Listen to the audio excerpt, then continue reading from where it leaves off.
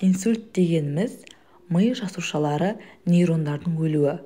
Инсульт сөзі латын тілінен аударғанда соққы, шабуыл деген мағынаны білдіреді. Ал ми жасушаларының өлуінің себебі оларға қанның жетпей қалуы. Инсульттің қандай жолмен дамуына байланысты екі түрі бар.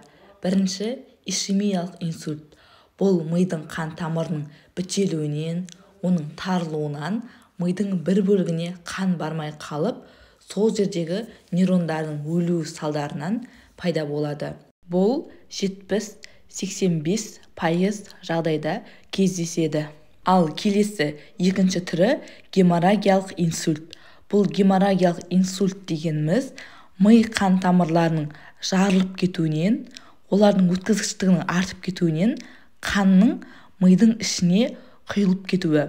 Бұл қалған 20-25% жағдайды құрайды. Бұл инсульттің екі түрін МРТ, КТ аппараттарына түсу арқылы ажыратамыз. Енді не себепті инсульт болады деген сұраққа жауап іздеп көрейік. Ең бірінші ол адамның жасы. Инсульт жиі 50 жастан асқан адамдарда кездеседі. Бірақ қазіргі заманда 30-40 жастағы адамдар да инсультке шалдығып жатыр. Себебі қазіргі заманда стресстік жағдайлардың көп болуы және салауатты өмір салтын дұрыс ұстанбау. Екінші себеп инсульт әйел адамдарға қарағанда ер адамдарда жиі кездеседі.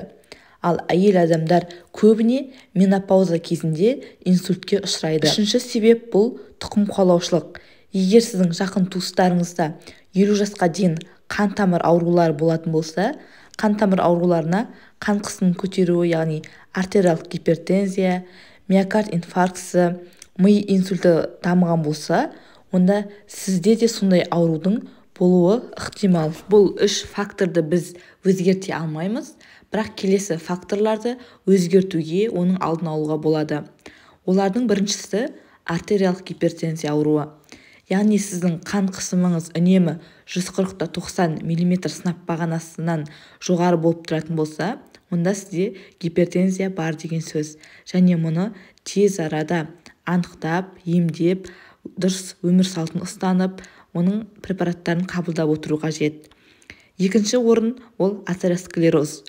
Бұл атеросклероз дегеніміз қан тамырларының ішкі қабырғасында холестериндердің шөгіп қалуынан дамитын созылмалы ауру. Ол үшін сіз үнемі қанның құрамында холестеринді және липопротеидтерді тексеріп отыруыңыз қажет. Егер олар жоғары көтеріп кететін болса, қан тамырларының ішіне табақшалар құрып, яғни бір-бірінің үстіне жиналып қан тамырларын бітеп тастайды. Одан кейінгі фактор жүректің аритмиялары, яғни жүректің соғуының ырғағының дұрыс болмауы. Бұған жиі жүрекшелер фибрилляциясы кезіндегі жүрекшеде тромбтың түзіліп, ол тромб мидың қан тамырларына дейін қанмен бірге барып, сол жерді бітеп, ишемиялық инсультке әкелуі. Одан кейінгі фактор шылым шегу мен ішімдік ішу. Шылым шегу алдыңғы қатарда айтып кеткен атеросклероз ауруының пайда болуын 50%-ға дейін арттырады. Одан кейін жағымсыз өмір салты немесе өмір салтын дұрыс ұстанбау. Бұған дұрыс тамақтанбау, семіздік, гиподинамия, яғни қозғалыстың аздығы, одан кейін стресстік жағдайлар әкеледі. Одан кейінгі себеп қант диабеті. Ең жиі осы инсультке қант диабетімен ауыратындар шалдығады. Себебі қант диабеті барлық мүшені зақымдайтын өте қауіпті аурулардың бірі. Одан кейінгі себептерге қан тамырының аурулары, қан тамырының мальформациялары, васкулиттер, қан аурулары, дәнекер тінінің дисплазиясы, наркомания, мидың жарақаттары жатады. Адам инсульт алған кезде ең маңыздысы ол уақыт. Себебі неғұрлым ертерек инсультті анықтап көмек көрсетсек, соғұрлым мидың өлген клеткаларын қалпына келтіруге, тірілтуге болады. Ал ұзақ уақыт жоғалтып алатын болсақ, онда оның зардаптары да ауыр болады. Сол себепті бізде инсультті анықтап көмектесу үшін 3 сағат уақыт бар. Және осы үшін Америкалық инсульт ассоциациясы фейс-тестті құрастырып шығарған. Бұл фейс-тест инсультті тез анықтаудың тәсілі. Бірінші ол F әрпі. Face, яғни бет деген мағынаны білдіреді. Адамның түріне қараймыз, оған күлуін, жымиюын, тістерін көрсетуін сұраймыз. Сол кезде егер адам инсульт алған болса, бетте асимметрия, яғни екі жағы екі түрлі болады. Зақымданған ми жақтағы ерін бұрышы төмен салбырап қалады, немесе еш қозғалыссыз болады. Екінші A әрпі. Arm, бұл қол деген мағынаны білдіреді. Адамға екі қолын жоғары көтеруін сұраймыз. Егер инсульт болатын болса, науқас бір қолын бір деңгейде ұстай алмайды, қолы әлсіз көтеріледі, салбырап тұрады, немесе мүлдем көтерілмейді. Үшінші S әрпі, бұл сөйлеуі. Адамға кез келген сөздерді айтып, соны қайтала дейміз, немесе адамды сөйлеткіземіз. Бұл кезде адам сөйлеген кезде сөзі түсініксіз, ешқандай әріптер анық емес, мас адамның сөйлеп тұрғанындай болып сөйлейді. Төртінші T әрпі, бұл time, яғни уақыт. Егер осы белгілердің барлығын байқасаңыз, міндетті түрде 103-ке хабарласу қажет. Осы жоғарыда аталған белгілерге қосымша тағы бір белгі. Науқасқа тілін шығаруын өтінеміз. Тілін шығарған кезде, егер адам инсульт алған болса, тілі бір жағына еріксіз түрде қисайып тұрады. Енді 103 келгенше біз қалай көмек көрсете аламыз? Бірінші, науқасты жатқызып, басын сәл жоғары көтеріп қоямыз. Одан кейін таза ауаның келуін қамтамасыз етеміз. Қысып тұрған киімдері болса, түймесін, галстугын, белбеуін босатамыз. Инсульт алған уақытын есте сақтап тұрамыз. Қандай да бір дәрі-дәрмек, су, тамақ беруге болмайды. Себебі науқас оны жұта алмауы мүмкін. Одан кейін, егер науқас есінен танып қысу басталса, оның басын жанына қарап бұрып, тілінің артқа кетіп қалмасы үшін шеберекпен ұстап қалуға болады. Тек осы алғашқы көмекті ғана көрсете аламыз. Бұл белгілер инсультті тез анықтайтын белгілерге жатады. Одан басқа инсульттің тағы маңызды белгілері бар. Олар жалпы милық және ошақтық болып бөлінеді.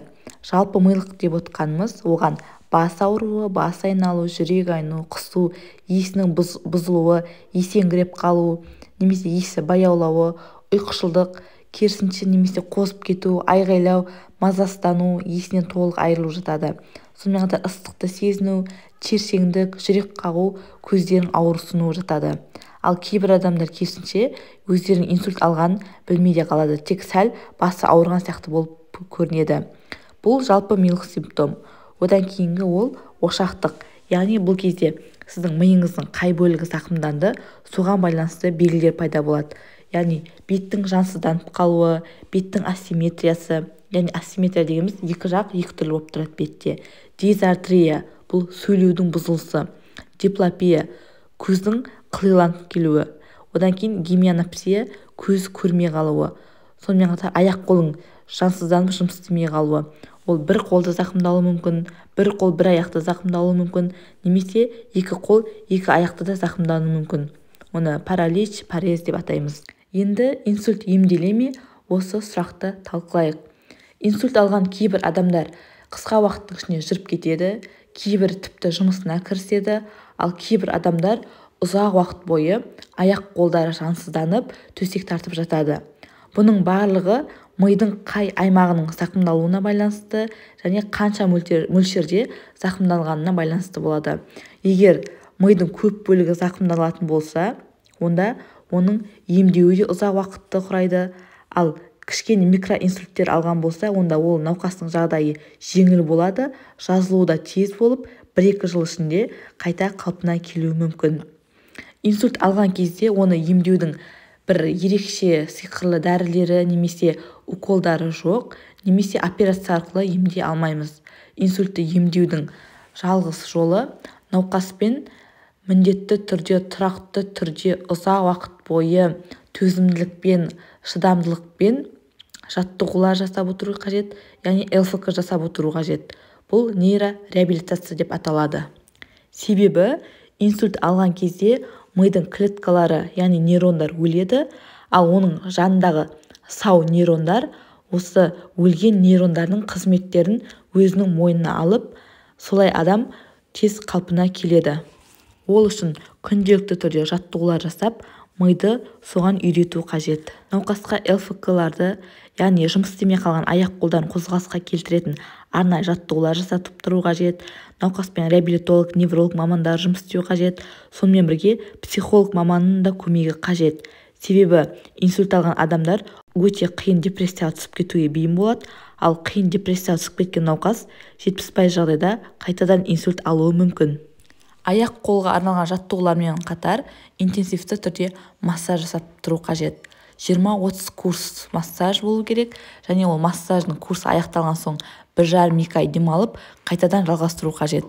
Одан кейін эрготерапия, науқастың күнделікті істейтін іс-әрекеттерін үйрету, яғни түймесін түймелеу, киімін кию, жуыну, қасық ұстау және тағы да басқа қызметтерді үйрету қажет.